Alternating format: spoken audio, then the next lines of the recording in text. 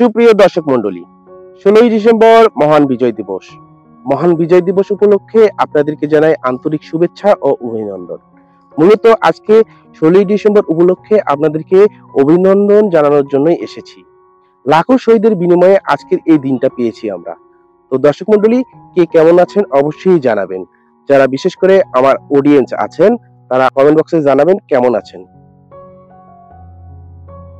মহান বিজয় দিবসে চলে এসেছি শহীদ আবু সাইদের বাড়িতে।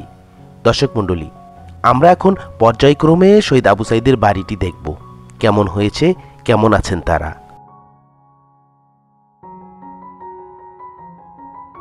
আপনারা ইতিমধ্যে জেনেছেন যে শহীদ আবু সাইদের বাবা খুবই অসুস্থ। তিনি এখন ঢাকায় সামরিক হাসপাতালে আছেন।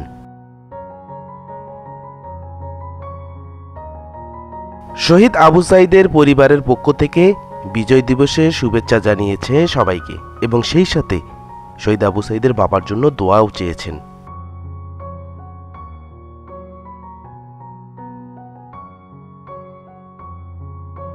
লাখো শহীদের বিনিময়ে 1971 সালের এই দিনে আমরা বিজয় পেয়েছি। আজ নতুনভাবে স্বাধীনতার স্বাদ গ্রহণ করছি।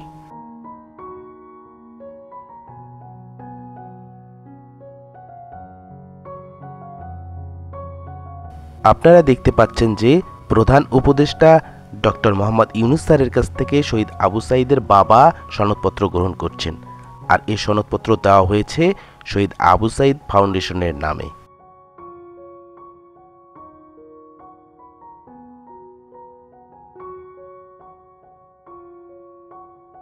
বন্ধুরা আমার, এখন দেখতে পাচ্ছেন শহীদ আবু সাইদের সেই স্বপ্নের ঘরটি, যে ঘরে শহীদ আবু সাইদের থাকা হয়নি।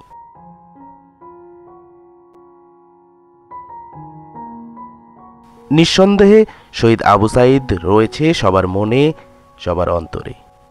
দর্শক মণ্ডলী, ভিডিওটি বেশি বেশি শেয়ার করবেন, আর যারা নতুন দেখছেন অবশ্যই চ্যানেলটি সাবস্ক্রাইব করবেন।